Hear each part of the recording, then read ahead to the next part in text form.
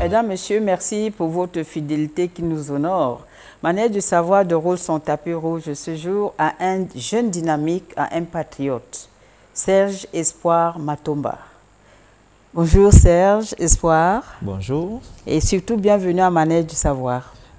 Je vous remercie grandement d'avoir sollicité ma présence à Manège du savoir. Elle nous honore et nous vous disons bienvenue également. Je suis d'autant plus honoré. Monsieur Matomba, est-ce que vous pourriez vous présenter à notre public? Alors, me présenter, c'est la chose qui est généralement le plus difficile à faire. Sinon, je dirais que je suis Serge Espoir Matomba. J'ai 35 ans, voilà. Du moins l'âge présidentiel, déjà selon notre constitution au Cameroun. Je suis conseiller municipal dans la mairie de Douala 4e. Je suis le premier secrétaire du PURS, qui est le Peuple uni pour la rénovation sociale, parti politique, une véritable plateforme qui rassemble les jeunes qui ont le souci du devenir, n'est-ce pas, de la nation. Et je suis aussi chef d'entreprise. Donc, je ne sais pas s'il faut que j'ajoute d'autres détails. Ajoutez, hein, si vous avez plusieurs casquettes, ça ne nous gêne pas. Dans la présentation. Sinon, je suis voilà, marié et père d'enfants. Vous avez plusieurs casquettes. Vous choisissez celle qui vous sied le mieux. En politique, vous voulez qu'on commence par là ou chef d'entreprise? Disons que je suis ouvert à toutes vos questions. Et je n'ai pas de sujet tabou, donc on peut commencer à la question qui vous intéresse. Et je suis disposé et disponible, n'est-ce pas, à apporter les éléments de réponse pour satisfaire les nombreux téléspectateurs de la CIA-TV qui nous regardent. Oui. Serge Espoir, tout un programme, un non-programme. Oui, si on peut le dire ainsi. Vous savez, c'est un nom que je porte avec beaucoup de fierté. Je remercie d'ailleurs mes parents pour ce nom qu'ils m'ont donné. Vous savez, quand on est, on reçoit un nom des parents. On grandit généralement sans savoir la portée réelle de ce nom. Mais très jeune, quand je devenais célèbre en jouant au football et en pratiquant un peu de musique. J'aimais bien entendre des gens dire Matomba, Matomba, Matomba, Serge Espoir, Matomba. S'il vous plaît, que veut dire Matomba? Alors, Matomba, je ne saurais proprement le définir parce qu'il se définit en au moins 6 ou 7 dialectes. Oui. Alors, je ne saurais vous donner une définition propre à ce nom, mais toutefois, c'est un nom camerounais, un nom de nos traditions africaines. C'est un nom que je porte avec beaucoup de fierté, comme je l'ai dit. Alors, j'étais en train de dire que dans l'élan de ce qui suivait mon enfance, c'est-à-dire football, musique, mes parents ont constaté que ça influençait mon éducation. Et un jour, quand j'ai commis une très grande bêtise, parce qu'à l'époque, voilà, à partir du moment où on n'apporte pas le résultat de premier de la classe ou deuxième de la classe, pour les parents, ça voulait forcément dire qu'on s'amusait à l'école au lieu d'être en train d'étudier. Et mon papa, lui, il me bastonnait généralement avec le matraque. Parce qu'il faut que je vous dise, mon père était policier. Oui. Et il disait, je vous traite comme des bandits, généralement.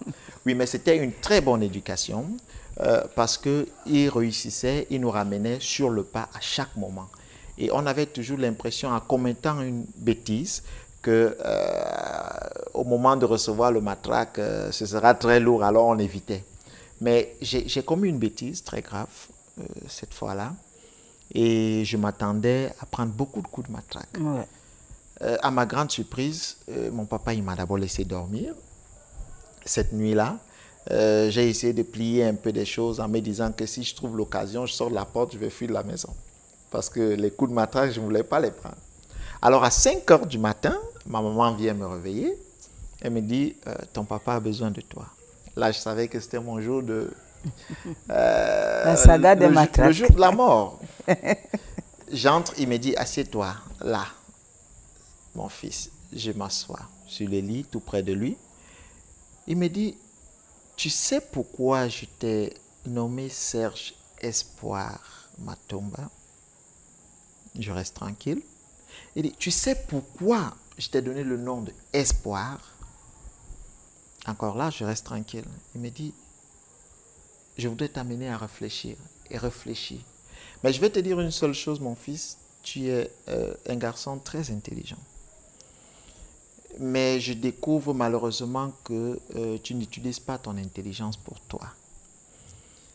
Et rassurez-vous, je peux vous dire aujourd'hui que c'est de là que commence ma vie et la véritable prise de conscience de la personne que je suis, le nom que je porte et, n'est-ce pas, l'avenir ou l'espoir que je pourrais représenter pour ma famille, ma ville, mon pays et bien d'autres. Donc, c'est de là que partout. Et qu'est-ce qui a motivé votre choix politique? Alors, mon choix politique vient de plusieurs facteurs. Je pense que les énumérer ici, nous ne terminerons pas certainement, mais je vais commencer par quelques-uns. Voyez-vous, j'ai eu cette chance-là de commencer mon cursus scolaire au Cameroun. C'est-à-dire, j'ai eu beaucoup de camarades avec lesquels j'ai marché, avec lesquels j'ai fréquenté, et j'ai heureusement ou malheureusement eu l'opportunité de poursuivre hors du pays, hors du Cameroun. Mais quand je suis au Cameroun, puisque tous les ans, j'étais obligé de revenir chez moi, au Cameroun, je sors plusieurs fois avec des amis, des camarades de classe, et je me rends compte que plus nous sortons, je suis le seul qui paye la facture. Nous sortons, certains d'entre eux ne parviennent pas à changer une chemise 3 fois par semaine. C'est-à-dire qu'ils portent la même chemise 4 ou 5 fois pendant que nous sommes ensemble. Mais je me pose la question, mais attention, nous sommes tous allés à l'école ensemble. Nos parents ont déboursé des fortunes pour que nous soyons des hommes bien éduqués et prêts à affronter, n'est-ce pas, les réalités de la vie. Mais est-ce qu'il faut impérativement qu'un individu, un jeune, sorte du pays pour pouvoir réussir? Parce que quand je me pose ces questions, je dis, mais est-ce qu'ils ont refusé de travailler? Non, ils ne refusent pas de travailler. Mais pourquoi est-ce qu'ils ne parviennent pas à s'entretenir et pourquoi est-ce qu'ils ne parviennent pas à m'acheter une bouteille d'eau? Et je me rends compte tout de suite que l'environnement dans lequel on évolue ne permet aucune émergence qui ne soit taxée d'une suspicion. C'est-à-dire, les jeunes veulent faire des choses, ils sont prêts à vouloir travailler, on ne leur donne pas l'opportunité, mais on réussit quand même à leur dire que vous n'avez pas d'expérience pour assumer telle ou telle fonction. On oublie que l'expérience dépend déjà de l'opportunité qu'on les offre. Parce que pour que les jeunes réussissent à avoir de l'expérience, il faudrait au moins qu'ils s'exercent. Mais s'ils ne se sont jamais exercés, comment est-ce qu'ils auront l'opportunité? Donc, on se rend compte que nous sommes dans une société à plusieurs dimensions. Donc, ça, c'est un des constats. C'est-à-dire, il y en a comme ça, plusieurs qui m'ont motivé à dire « je dois impérativement apporter ma contribution dans la construction de notre nation ». Parce que j'ai compris une chose, le jeune Camerounais n'est pas paresseux. Il lui manque juste l'opportunité de faire. Le jeune Camerounais ne refuse pas de travailler. Il lui manque l'opportunité de faire. Alors, s'il lui manque l'opportunité, il se pose donc un problème d'environnement. L'environnement dans lequel on grandit. Moi, je suis fils d'un ancien policier. Et puis, quand je dis un ancien policier, mon père n'était pas au niveau très élevé de la police. Donc, si moi j'ai pu faire des choses, ça veut dire que d'autres peuvent beaucoup mieux faire que moi.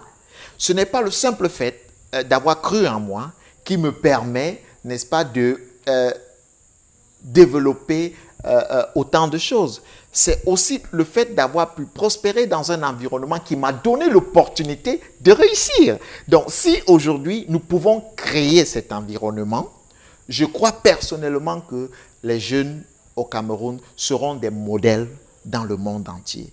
Donc, ça a motivé, n'est-ce pas, mon entrée dans la vie politique, surtout que j'ai compris qu'avec la plupart des partis politiques qui existent, je ne veux pas les citer pour ne pas faire de publicité, il y a cette marginalisation des jeunes. C'est-à-dire, il y a toujours des sections des jeunes, comme pour dire que vos pensées, avant d'atteindre un certain niveau, ont besoin d'une certaine maturité. Parce que les qualifications qu'on donne aux jeunes, c'est quoi? Incapable.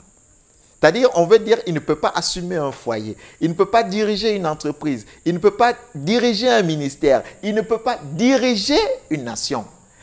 Contraste en sachant que ceux qui nous dirigent aujourd'hui, en citant le président Paul Biya, est entré dans l'administration à 29 ans. En citant son prédécesseur qui est entré dans la vie politique à 22 ans. Donc, il y a un grand contraste entre ce qui nous est présenté aujourd'hui et ce qui est, n'est-ce pas, qui devrait être de la réalité. D'où mon implication directe pour qu'ensemble nous puissions construire une société où nos enfants n'auront pas besoin d'avoir X ou Y ayant occupé telle fonction pour réussir, où le Camerounais, le commun des Camerounais pourra réussir parce qu'il est compétent, parce qu'il a compris ce qu'il a à faire pour sa société et qu'il le fasse les mains libres. Donc, c'est un exemple de ma motivation. Je pourrais vous en citer autant et je comprends que vous n'avez pas tout le temps aussi avec moi. Et comment est-ce que vous êtes perçu, comment compris même par les jeunes et l'entourage politique? Alors, il faut dire que le plus essentiel n'est pas, pour moi, n'est pas comment je suis compris. C'est est-ce que ce que je fais est juste pour cela? Est-ce que ce que je fais est juste pour ma nation? Est-ce que ce que je fais peut être un exemple de développement dans plusieurs aspects? C'est le plus important. Parce que voyez-vous, nous sommes dans un monde où on nous placarde des histoires dans nos têtes. On nous a fait croire, comme on nous fait croire toujours, que le fait d'assembler les diplômes font de nous des personnes. On nous fait croire que le fait d'avoir des gens, comme je l'ai dit tout à l'heure, dans l'administration, nous permet, n'est-ce pas, de devenir des personnes. Ou nous garantir des postes. Ou nous garantir des postes, évidemment. Non, je crois personnellement que ce que les uns et les autres pensent, il est vrai que c'est important, mais le plus important, c'est que je sache que je suis en train de faire ce qui est juste, ce qui est recommandé par la Constitution, évidemment, pour ne pas être en marge, ce qui est recommandé par le Tout-Puissant qui est dans les cieux et ce qui est, n'est-ce pas, bien pour le peuple en général. Ceci nous amène à parler un peu de l'entrepreneuriat, donc vous tenez temps. Vous tenez temps à l'entrepreneuriat, c'est vrai. On n'a plus beaucoup de temps pour développer, mais vous avez un mot à dire là-dessus. Non, je ne tiens pas tant à l'entrepreneuriat, je suis un entrepreneur. Comme je vous l'ai dit au départ, je suis président, directeur général de plusieurs structures, certaines au Cameroun et certaines hors du Cameroun, hors de nos frontières.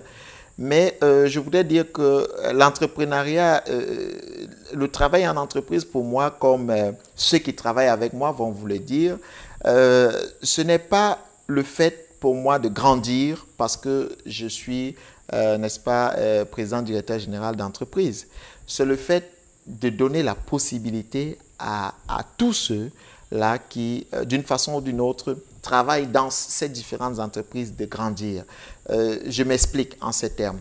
Vous voyez, je ne suis pas ce patron qui, à la fin du mois, quand je fais les chiffres, je me dis, bon, voilà, vous avez un salaire X, voilà ce qui vous revient. Non, je suis celui-là qui dit aux employés, ce que vous faites, c'est pour vous. Vous gérez ce que vous faites et les retombées vous sont restituées puisque les chiffres même, c'est vous qui me les communiquez. Donc, je suis cette personne qui, d'une façon ou d'une autre, essaye au maximum uniquement d'ouvrir le chemin pour que les uns et les autres trouvent leur compte. Serge Espoir, l'espoir est encore dans la vue des jeunes qui nous écoutent aujourd'hui. Quel conseil vous leur donnez en sortant de cet entretien? Alors, ce que je peux dire aux jeunes, c'est d'abord de croire en eux. C'est de croire que tout est possible à tout homme qui croit. C'est de toujours croire que personne ne viendra faire mieux pour eux qu'eux-mêmes. Et le succès, ou alors le chemin du succès, c'est le travail. Il n'y a pas de magie qui mène au travail. Pour preuve, tous ceux qui gagnent la loterie, après 1 ou 2 ans, deviennent beaucoup plus pauvres qu'avant. Et pourtant, ceux qui ont construit une fortune par le travail, difficilement deviennent pauvres. D'où, je voudrais ici dire, notre véritable richesse, c'est la confiance que nous avons en nous. C'est la croyance que nous avons en nous et c'est notre implication dans le travail. Tout ce que nous devons faire, nous devons l'aimer et nous devons le faire avec beaucoup d'amour pour pouvoir réussir. Merci Serge Espoir. L'équipe de Manuel Savoir vous dit grandement merci d'être passé par là. C'est moi qui vous remercie grandement, surtout que votre émission est très éducative. Votre programme est très éducatif. Donc, je vous remercie et je serai toujours disponible quand vous le souhaiterez. Merci.